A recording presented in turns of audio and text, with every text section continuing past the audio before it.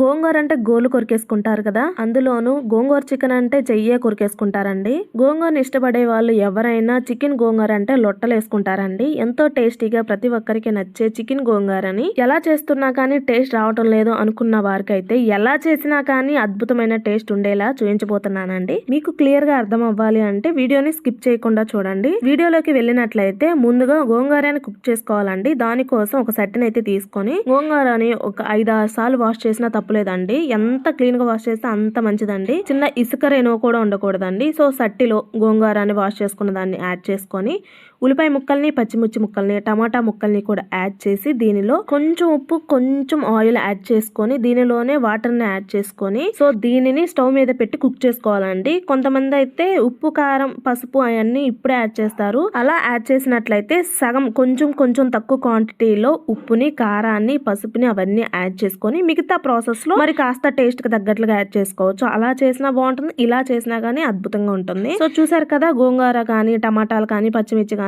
చక్కగా కుక్ అయిందండి. So soft గా కుక్ అయిన తర్వాత స్టవ్ ఆఫ్ చేసుకొని పప్పు గుత్తి వెనుపుకునే పప్పు గుత్తి ఉంటుంది కదా, దానితో సాఫ్ట్ గా వెనుపుకోవాలండి. ఈ విధంగా వెనుపుకున్న ఈ గోంగూరని పక్కన పెట్టుకొని గోంగూర కుక్ అవుతున్నప్పుడే ఈ ప్రాసెస్ అయితే చేసుకోండి.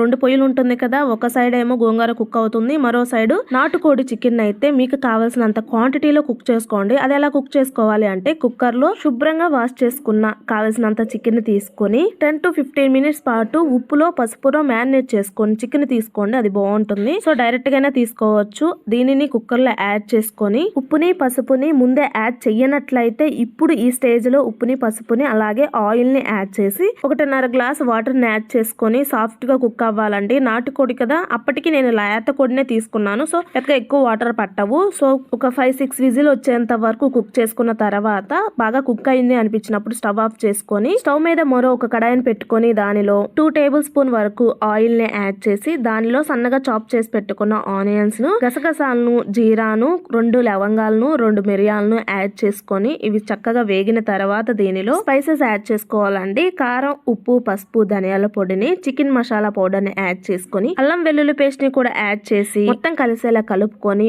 1 మినిట్ పాటు వేయించుకున్న తర్వాత కుక్కర్ లో కుక్ చేసి పెట్టుకున్న చికెన్ ని యాడ్ చేసుకోవాలండి. వాటర్ తో పాటుగా యాడ్ చేసుకొని వాటర్ మొత్తం అబ్జర్వ్ అయ్యి ఆయిల్ సపరేట్ అయ్యేంత వరకు ఫ్రై చేసుకున్న తర్వాత సపరేట్గా ముందుగా కుక్ చేసుకున్న గోంగూరని కూడా యాడ్ చేసి మొత్తం కలిసేలా కలుపుకొని గోంగూర ఫ్లేవర్ చికెన్ ముక్కకి అబ్జర్వ్ అయ్యి మంచి టేస్ట్ వచ్చేంత వరకు కుక్ చేసుకోవాలి. కాబట్టి ఒక 3-4 మినిట్స్ పాటు లో ఫ్లేమ్లో తిప్పుకుంటూ కలుపుకుంటూ కుక్ చేసుకోండి, మాడిపోకుండా.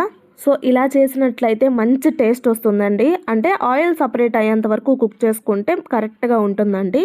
సో చివరిగా మరి కాస్త టేస్ట్ని ఎన్హాన్స్ చేయడం కోసం 1 టేబుల్ స్పూన్ వరకు గరం మసాలాని, ఒక చెక్క నిమ్మరసాన్ని, లాస్ట్గా కొత్తిమీరని కూడా యాడ్ చేసుకొని మొత్తం కలిసేలా కలుపుకొని ఈ చికెన్ గోంగూరని కనుక టేస్ట్ చేసినట్లయితే అద్భుతంగా ఉంటుందండి.